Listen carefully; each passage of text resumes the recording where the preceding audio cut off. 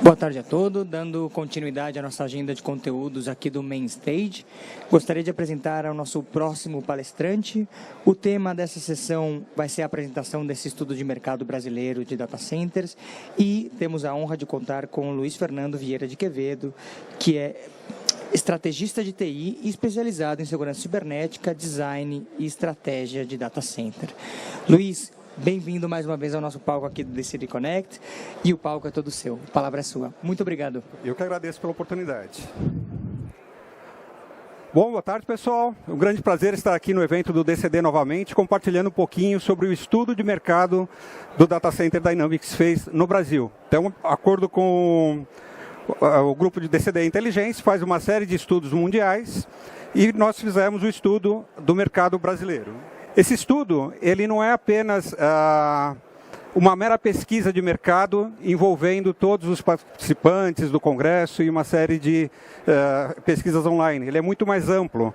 A gente trabalhou com uma série de análises de estudos do setor, base de conhecimento do DCD com histórico de uma série de informações de projetos, de parceiros, questionários online em diversos segmentos da economia, desde indústria, comércio, varejo, notícias sobre tendências do setor, iniciativas do governo, mapeamento de preços, tanto de provedores, custo de energia, custo do metro quadrado por região do país, para poder fazer a construção de um novo data center.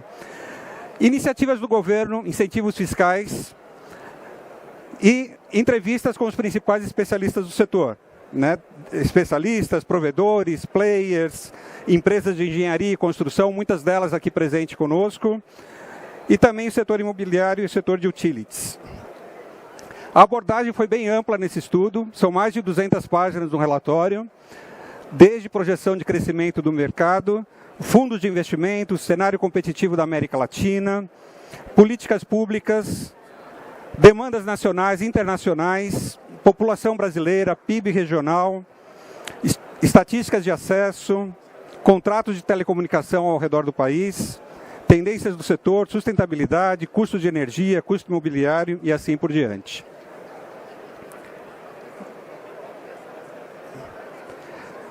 Se a gente for avaliar o custo, quanto que cobrava o preço de colocation no mercado 15 anos atrás. Esse custo era em torno de $1.000 no mundo, e aqui no Brasil tinha 30% em cima disso, em torno de $1.300 por rack por quilowatt. Os racks naquela época consumiam em torno de 2 quilowatts no máximo. Tá? Então a gente estava falando um custo em torno de $1.300 por rack. Hoje em dia, o custo caiu drasticamente. $150 por quilowatt. E isso para quem são os mega provedores e os contratos como Microsoft, Amazon, em torno de 1.000 racks, $150 por quilowatt. E $200 por quilowatt para pequenos clientes. Só que o consumo desses racks aumentou drasticamente. Hoje em dia a gente está falando de racks com pelo menos 7, 10, 15, até 30 quilowatts por rack. Então, se a gente avaliar o custo por rack, num rack de densidade média de 10 kW por rack, nós estamos falando que custa em torno de $1.500 a $2.000 por mês. E no passado era em torno de $1.300, $1.000 também por mês.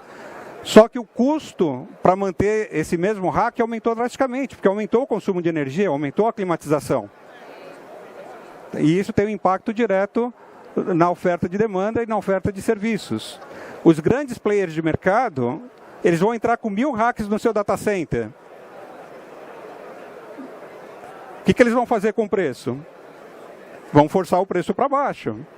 Então você quer atrair um grande provedor, você abaixa o teu preço. E a competição, cada vez mais acirrada, faz com que o preço abaixe e a margem de lucro diminua.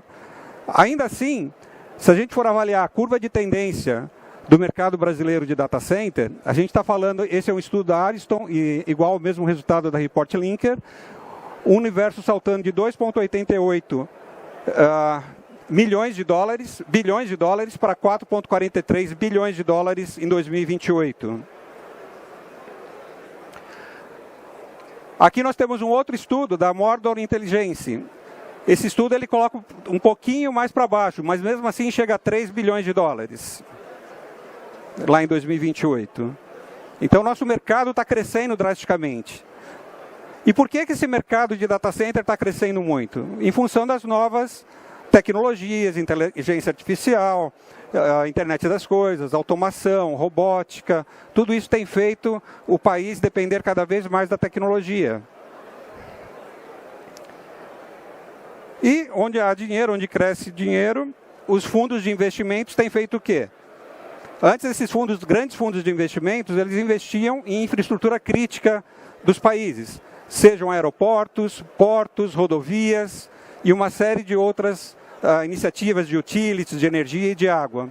A partir do momento que o data center se torna infraestrutura crítica de uma nação, ele se torna um nicho atrativo de mercado.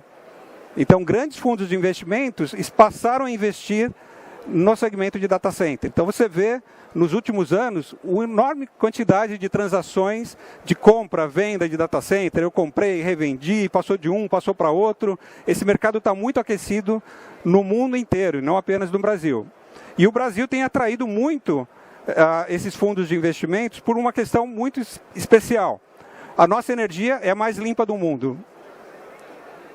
Então, em função da energia, busca de sustentabilidade, tanto esses provedores esses fundos de investimento têm investido, quanto atraído novos clientes também. Então, a gente vê que a sustentabilidade empresarial, ela não é um custo sem valor agregado. Ela atrai tanto os clientes quanto novos investidores. Para os clientes, sou verde, sou ecológico, tem um atrativo de mercado.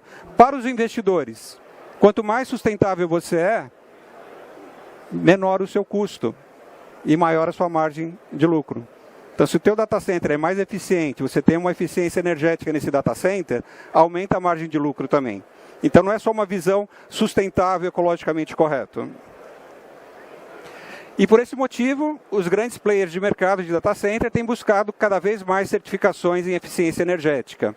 Nós temos desde a ISO 14001, ISO 5001, gestão ambiental, gestão de eficiência energética, carbono neutro, o LEED, que é muito conhecido em eficiência energética, e a SEDA, que é a certificação do DCD para eficiência energética. A grande sacada de você passar por um processo de certificação de eficiência energética é que você vai identificar uma série de gaps e oportunidades de otimização.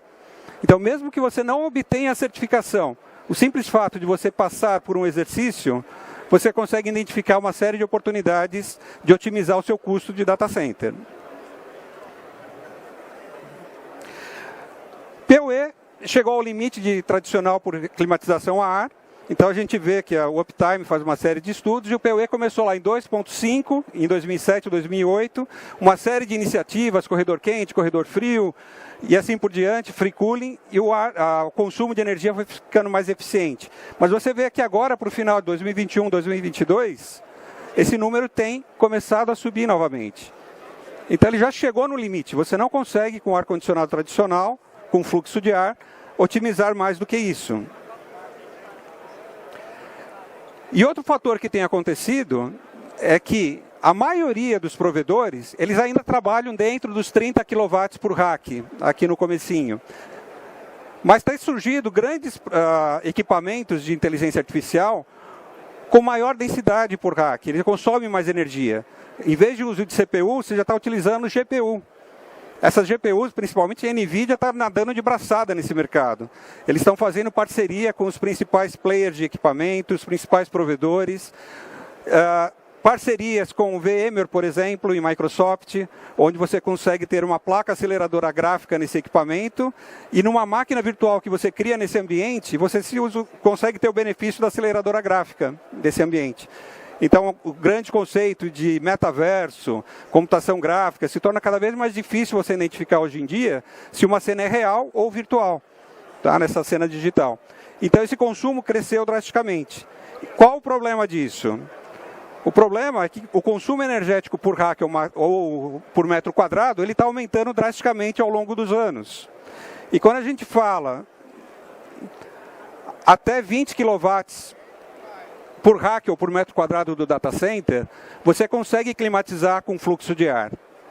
Acima disso, você tem que trabalhar com refrigeração líquida. que ainda é um tabu para muitas empresas.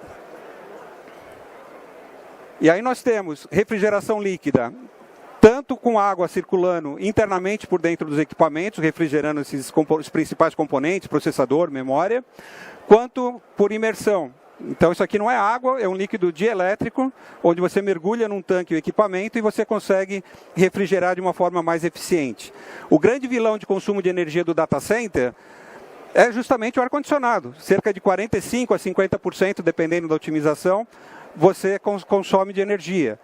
1 grau a mais ou a menos que você diminui no data center na temperatura, a Anshare está mudando o range de eficiência energética dos equipamentos. Então a gente está falando de um ganho em torno de 3,5% no consumo de energia. Ou você reduz ou você aumenta, variando 1 grau na temperatura. Quando eu falo de liquid cooling, circulando a água dentro do equipamento, a redução no consumo de energia de climatização é na faixa de 75%. E por imersão chega a 95% de otimização.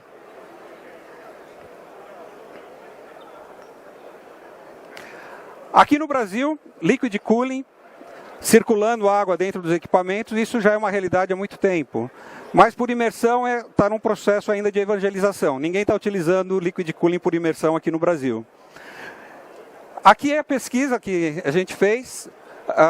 Aqui tem as 10 principais empresas que trabalharam no ambiente nessa pesquisa de construção de data center, projetistas de data center, e a gente percebe que a demanda maior hoje em dia de construção, isso aqui são os novos data centers, aqueles hyperscale que a gente tem ali em Campinas, de 5 a 8 kW por rack, 40%, a maioria já está em 9 a 15 kW por rack, e algumas demandas até um pouquinho mais do que 16 kW por rack.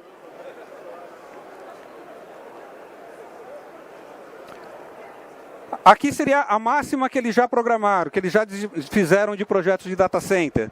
Então hoje chegou no limite de 30 até 49 kW por rack.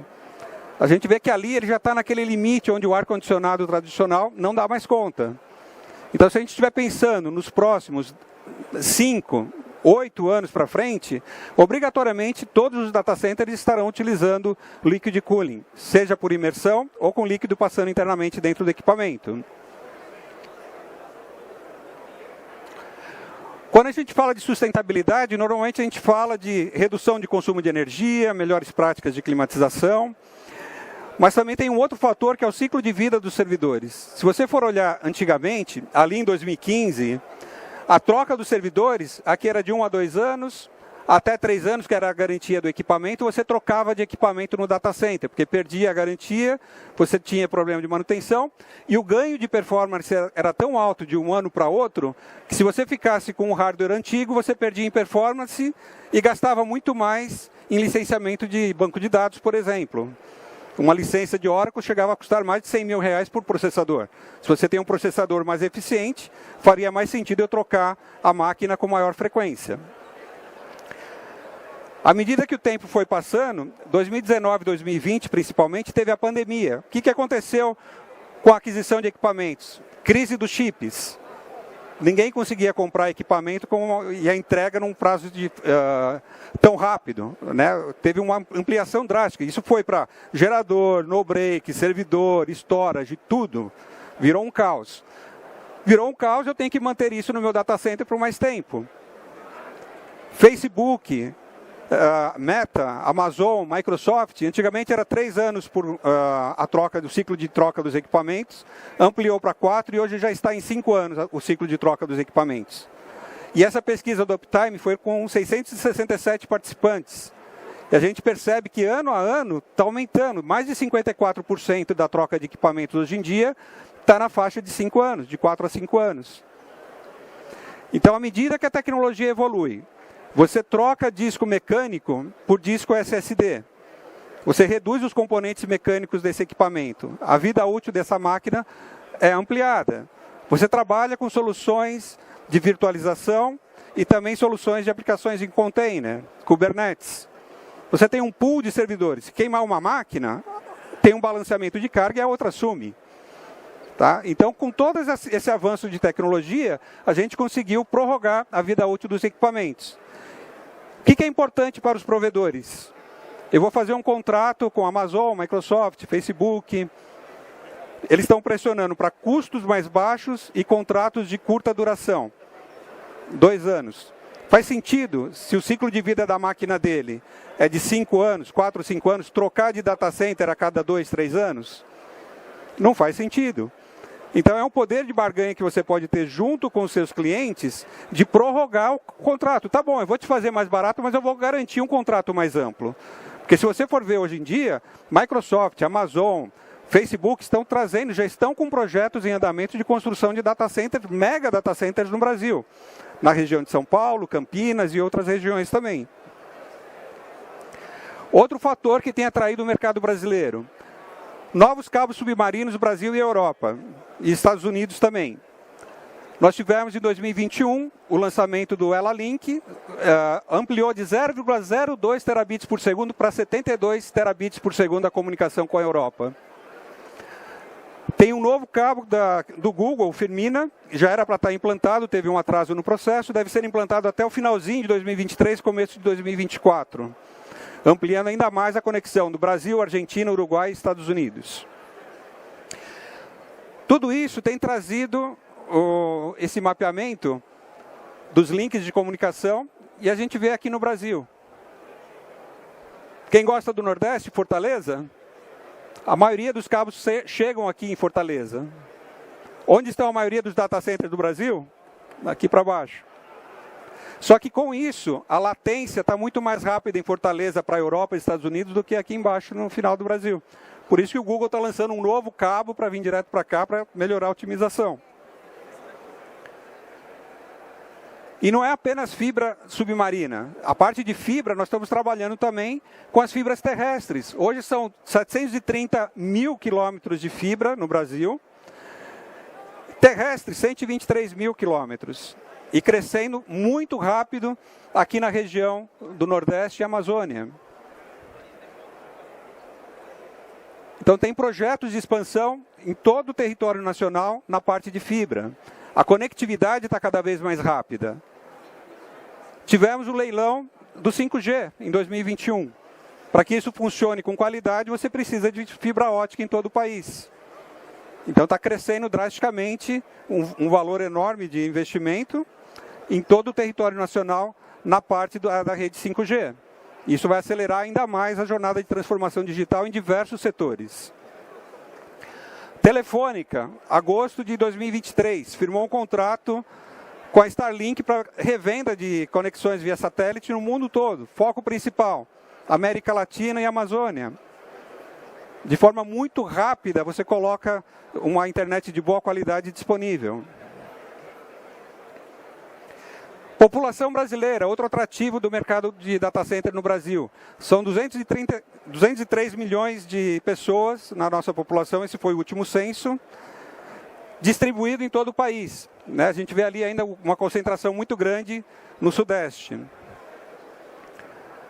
Cerca de 70% dos data centers brasileiros estão aonde? Justamente na região Sudeste, onde tem a maior demanda. Isso faz sentido porque a maior parte das empresas de tecnologia atuam realmente nesse eixo. Então aqui, essa região central consegue atingir todo esse ponto aqui de provimento de dados. Só em São Paulo, em 2021, eram cerca de 170 mil empresas de tecnologia no Brasil. Na visão dos construtores, dos projetistas de data center, eles fizeram uma análise e qual foi a demanda que eles estão recebendo para a construção de data center. Onde são as principais cidades? São Paulo, Rio de Janeiro, Porto Alegre, Campinas, Brasília e Fortaleza. São os top teams ali de construção de data center. Isso são projetos dos grandes players de mercado demandando para os principais construtores aqui do Brasil. Na visão dos construtores, a gente vê que onde seriam as regiões mais indicadas para a construção de data center? Então ele coloca São Paulo, Rio de Janeiro, Fortaleza, justamente por causa da conexão de fibra ótica, Campinas e Brasília, são os principais pontos estratégicos. Brasília está no centro do país. Aqui nós temos a visão dos clientes. Onde está a demanda de serviço de data center? Ainda a maior parte em São Paulo, Brasília, Rio de Janeiro, alguma coisa ali no Nordeste, Salvador. Então aqui já tem a visão dos clientes, onde que eles têm demandado provedores de serviços de data center. Avaliação dos contratos de telecomunicação pelo país. A gente consegue ver ali no mapa a população brasileira e aqui os 339 milhões de contratos que nós temos, espalhados por todo o país. Você vê que realmente o Sudeste, 172 milhões de contratos de telecomunicação. É ali que está o principal foco de conectividade. Mas 21 milhões, 22 milhões lá na Amazônia, 26 milhões aqui no meio é um número considerável, principalmente comparando com a população. Porque tem uma demanda grande de tecnologia. Você não atende com data center apenas empresas de tecnologia. Você está atendendo um consumidor final. Todo mundo hoje em dia está com o celular na mão, né? Então você tem muita gente ali que vai demandar esse tipo de recurso. Aqui é um mapeamento no site da Anatel, tipos de contratos de telefonia, de telecomunicação. São quase 50 milhões de acessos de banda larga no país como um todo. 253 milhões de telefones celulares. 2,3 milhões de assinaturas de TV. Ali telefonia fixa ainda continua um pouquinho alto, densidade de acesso. Isso em setembro de 2023. O que vocês acham desses números em relação a setembro do ano passado, de 2022? Subiu ou caiu? Levanta a mão quem acha que subiu. Os demais, caiu. Realmente nós tivemos uma queda, tá? Eram 347 milhões em setembro de 2022, de contratos de telecomunicações. Banda larga de 44,2 milhões, aumentou para 47. Você tem banda larga, você começa a utilizar outros recursos. Telefonia, 260, caiu para 253 milhões. 7 milhões a menos de celulares. É um número extremamente alto. TV por assinatura, 14,5 milhões de TV por assinatura em 2022, 12,3. As pessoas deixaram de assistir televisão. Hoje em dia tem outros atrativos, tem outras tecnologias, tem outras atividades. O que é interessante aqui no site da Anatel, que você consegue filtrar essas informações por cidade, por estado, por CNPJ de empresa. E você consegue ter essa visibilidade. Se eu tenho um projeto, uma iniciativa de construir um data center numa região, por aqui você consegue ter uma boa visibilidade do que tem naquela região. São 60 milhões de domicílios com acesso à internet no Brasil. Esse número cresceu drasticamente ao longo dos últimos anos. Hoje, 80% das residências têm acesso à internet. Nas mais variadas regiões, urbana, rural, nos diversos estados do Brasil, centro, sudeste, nordeste, as diversas classes sociais, todo mundo hoje em dia tem acesso à tecnologia e acesso à internet. 149 milhões de pessoas têm acesso à internet. A maioria, telefonia celular. Todo mundo com o celular na mão. Seja acessando o WhatsApp, seja tirando foto da palestra, publicando na internet. Então a internet de celular está crescendo drasticamente. O uso de computadores caiu. Smart TV aumentaram as televisões e aumenta também a demanda de acesso à internet. Aqui a parte de videogames. Continua baixo o acesso a videogames, mas tem um mercado muito grande na parte de games crescendo também. Então esse mercado deve crescer um pouco nos próximos anos também. E outros dispositivos. Mas ainda temos 36 milhões de pessoas sem acesso à internet. Então tem um nicho gigantesco que pode ser explorado com grande potencial. E aqui ele coloca população urbana, rural. Isso aqui foi um estudo do CETIC também, que ele mostra, tem os links disponíveis na apresentação depois, se vocês quiserem ter acesso, com mais detalhes a essas informações estatísticas. Escolas brasileiras com acesso à internet. O Brasil todo tem conectividade com a internet e praticamente 140 mil escolas mapeadas aqui nesse estudo, 107 mil tem conexão com a internet. Boa parte delas, 63,2 megabits por segundo de velocidade, que habilita treinamentos online e uma série de ensinos à distância. Mas você vê claramente, nitidamente, que o Sudeste é privilegiado e o Nordeste tem muita carência. Matriz energética brasileira. Essa é a nossa matriz energética.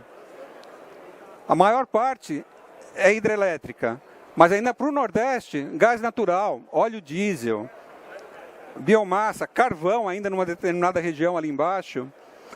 Mas a maior parte é hidrelétrica e no Nordeste, eólica, solar, está crescendo muito. E ali do lado a gente tem a tarifa média de energia por megawatt. Você chega ali embaixo no Nordeste a 604, Sudeste 653. Então, de acordo com onde você vai construir o seu data center, você vai ter um custo maior de operação, mesmo que ele seja mais sustentável naquela região. Produção de energia no Brasil, quase 700 terawatts de energia hora produzido. Consumo, 509 terawatts. Mas o que a gente percebe aqui de 2020 para 2022? Olha o salto que teve.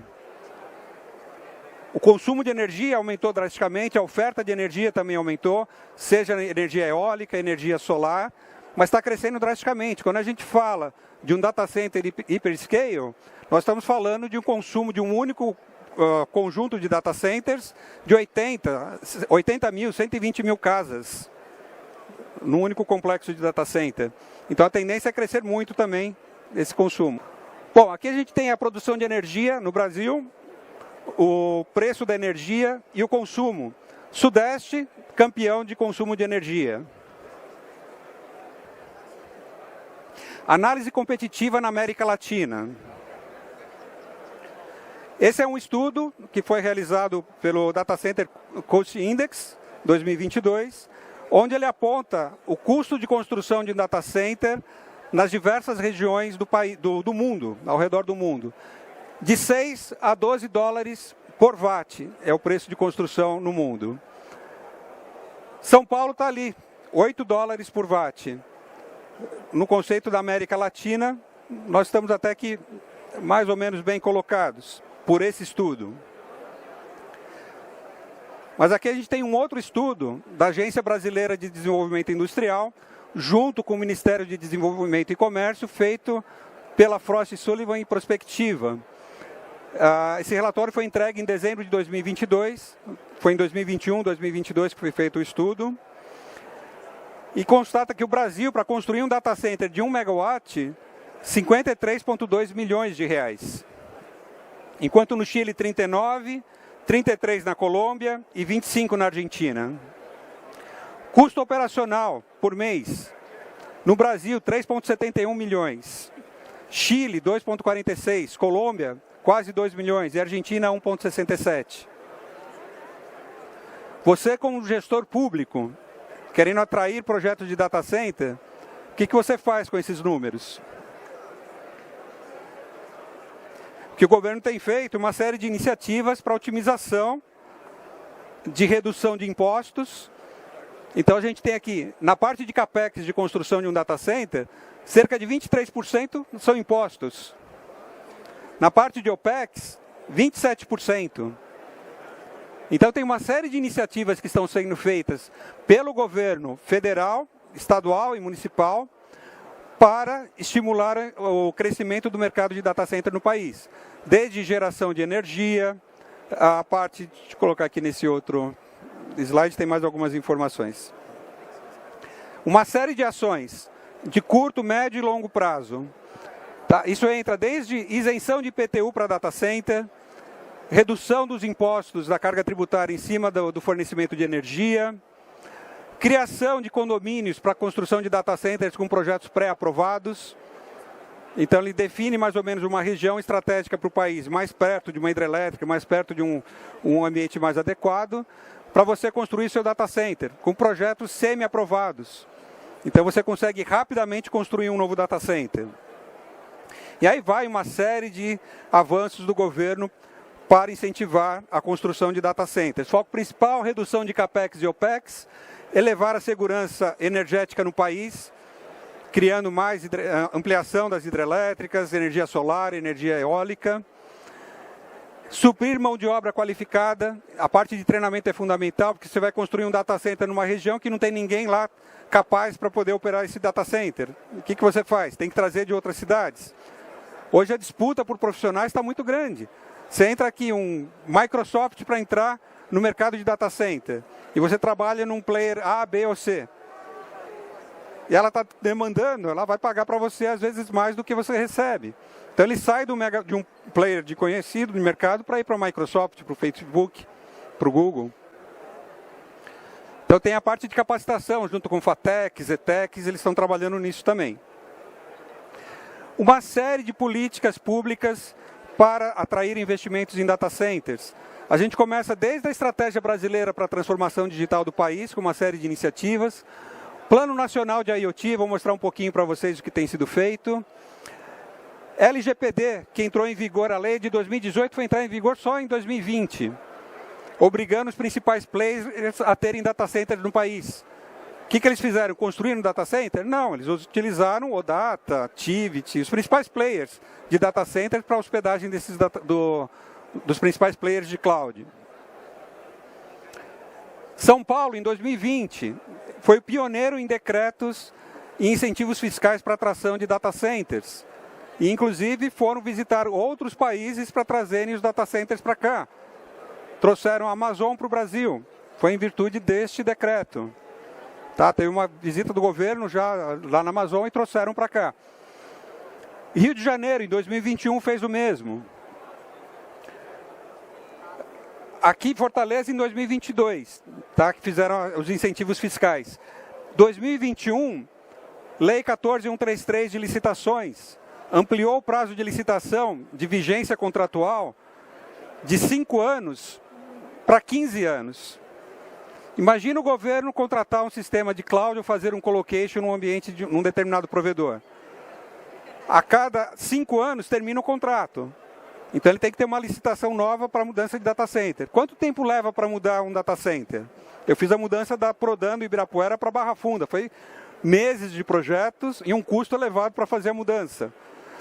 Então você teria que ter uma licitação de provedor de data center a cada 3 anos. Para você saber quem seria o novo provedor, planejar a mudança e ainda assim poderia ficar mais caro ou mais barato do que o atual. Fora o risco operacional dessa mudança toda. Quando a gente amplia para 15 anos, tanto o serviço de colocation quanto serviços em cloud se torna mais acessível ao governo. E não faz sentido para o governo investir também na parte de data center, em alguns casos. Tá? Então, tem vários nichos de mercado crescendo e políticas públicas para isso.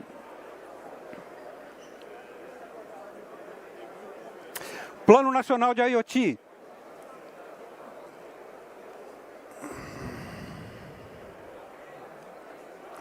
O governo espera uma economia de 73 bilhões por ano com o Plano Nacional de IoT. Foram criadas câmaras temáticas, Câmara Cidade 4.0, Saúde 4.0, Indústria 4.0, Agro 4.0. Essas câmaras foram criadas ali em 2019 e 2020. E esse pessoal ralou muito em cima desses projetos de Plano Nacional de IoT. Aceleração, as redes 5G foram licitadas em função de ações do Plano Nacional de IoT, envolvendo a comunidade científica, empresas de diversos setores da economia, setor privado, setor público.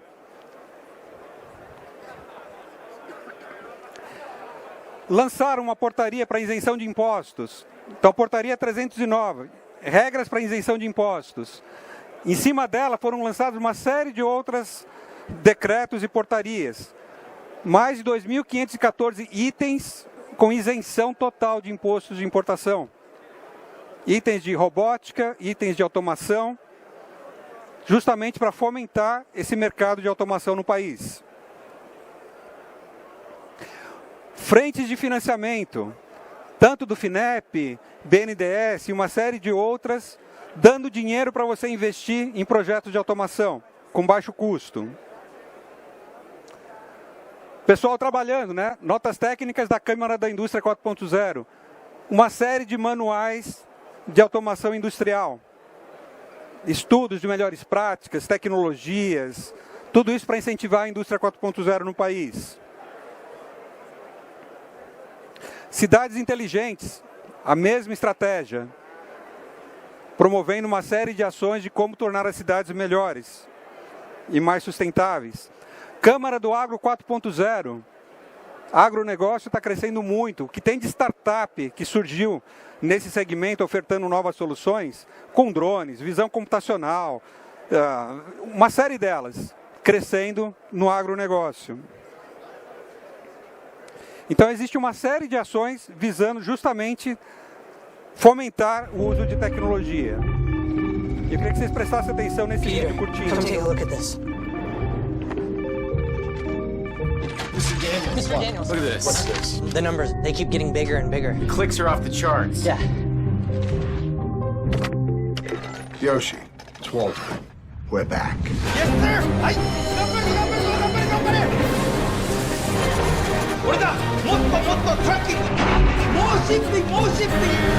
I need more trees. More trees? I'll get you more trees. Hey, take a look at wood pulp. Everything you got on wood pulp right now.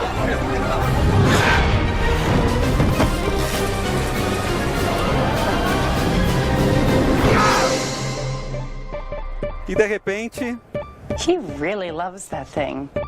uma criança entusiasmada, clicando ali no tablet, comprando uma série de coisas. A grande verdade, as crianças estão com acesso cada vez mais novas, acessando tecnologia, acessando internet, vendo vídeo no YouTube. Aliás, antes de nascer, o ultrassom dele já está lá disponível, que foi feito e está num data center hospedado. O mais importante que os dados é como você coleta, interpreta e age em cima desses dados. Isso me lembra uma pesquisa de mercado de uma grande empresa de sapatos que queria construir uma nova fábrica num determinado lugar para atingir um determinado nicho de mercado e mandou para lá 2 técnicos para fazerem a análise de mercado. Chegando lá, constataram a mesma coisa, que ninguém usa sapatos naquela região. Só que cada um voltou com uma interpretação diferente. Um disse, olha, cancela o projeto, ninguém usa sapato aqui, não faz sentido você construir uma fábrica de sapato ou um data center nessa região. Ninguém usa esse tipo de recurso. E o outro, pelo contrário, triplique a produção, porque ninguém usa sapato aqui ainda. E além dele constatar que ninguém usava sapato, ele falou, olha, tem muita gente com o pé ferido, tem muita gente que tem dificuldade de andar. Então, quanto mais informações você tem, melhor é a sua tomada de decisão. O estudo do Data Center Dynamics é muito amplo, que a gente fez. Tem mais de 200 páginas de informações e insights. Aqui em 30 minutos não dava para passar todas as informações, mas quem tiver oportunidade, entre em contato com o time do DCD, que é uma boa alternativa. Pessoal, muito obrigado pela oportunidade e pela paciência. Tem meu contato aqui no LinkedIn, e-mail, telefone. Estou à disposição também de vocês.